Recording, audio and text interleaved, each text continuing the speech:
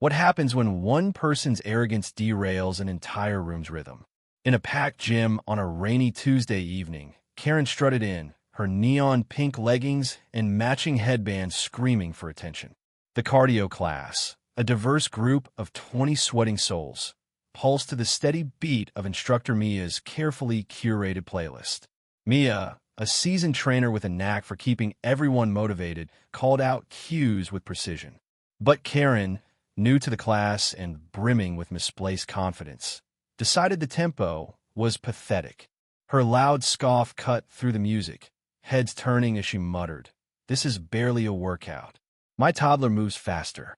The room froze, tension crackling like static. Mia's smile tightened, but her eyes gleamed with something unreadable. This wasn't just a class Anna Maria, it was a battleground. Karen's jab wasn't a one-off. She had a reputation in town for belittling anyone who didn't meet her vague, self-proclaimed standards. From berating baristas for weak coffee to lecturing cashiers on scanning speed, Karen thrived on control. In the gym, she saw Mia's measured pace as a personal affront. "Let's crank it up, or are you too old to handle it?" she taunted, loud enough for the whole class to hear. Gasps rippled through the group. A few regulars, like Javier, a quiet nurse who'd been attending for years, exchanged wary glances. Mia, unfazed, leaned into her microphone. "All right, Karen. You want fast? Let's go." The class didn't know it yet, but Karen had just lit a fuse. Mia's response wasn't surrender, it was strategy. She switched the playlist to a relentless 140 BPM track, the kind reserved for advanced sessions. The treadmills whirred faster, the steppers clacked in double time, and the room's energy surged. Karen, perched on her treadmill, smirked, thinking she'd won. But Mia wasn't done. She weaved through the class, adjusting machines to match the brutal pace, her voice steady but sharp. "Keep up, everyone. Karen says we're too slow." The class, a mix of beginners and veterans, groaned but complied, their loyalty to Mia outweighing their annoyance.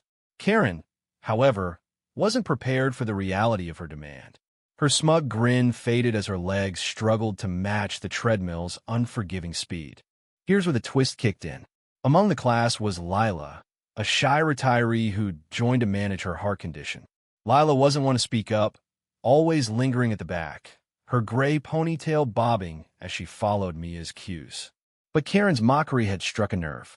Lila had overheard Karen earlier, complaining in the locker room about lazy instructors and useless classes. Now, as the tempo skyrocketed, Lila found her voice. "Maybe some of us like the pace because it's safe," she said, loud enough for Karen to hear. Heads turned again. Karen, panting, shot Lila a venomous glare, but said nothing, too focused on not tripping. Lila's quiet courage shifted the room's dynamic suddenly. Karen wasn't just facing Mia. She was facing everyone. The confrontation peaked as the class hit its breaking point. Mia, sensing the group's strain, called out, "Push through or step off. Your choice."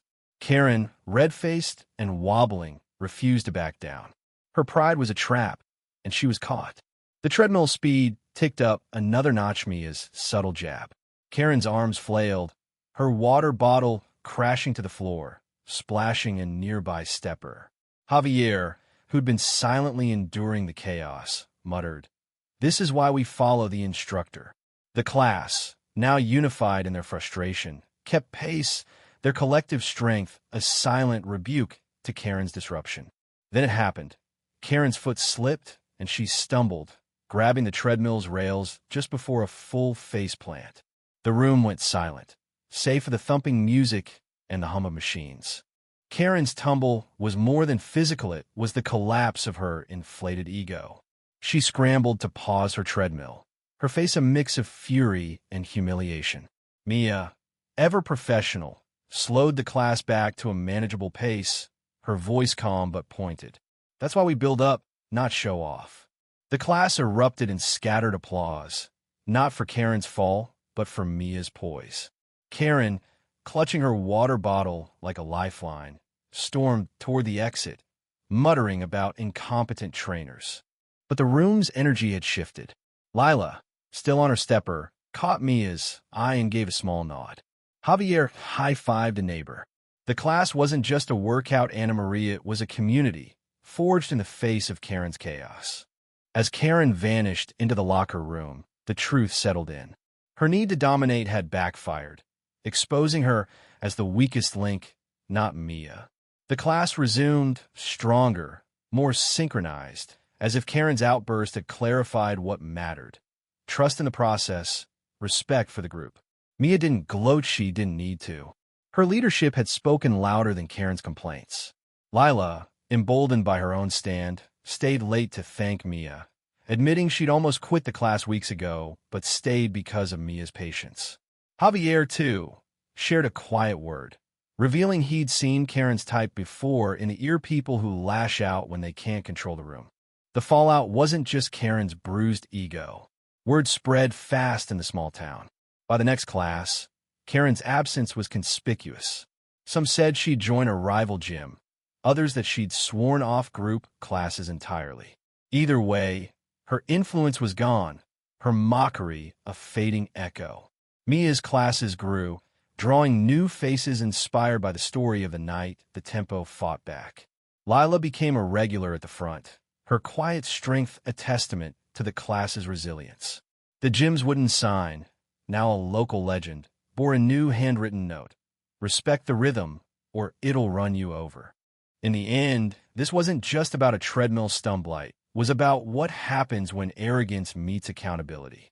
Karen's fall was a lesson in humility, a reminder that no one person can override a group's harmony. Mia's class thrived, not because they were perfect, but because they trusted each other. And that's the heart of it. Real strength isn't in shouting loudest, but in lifting others up. So, what do you think? When does confidence cross into chaos? And how do you handle a Karen in your own life? Share your thoughts, because every class, every community has its own rhythm to protect.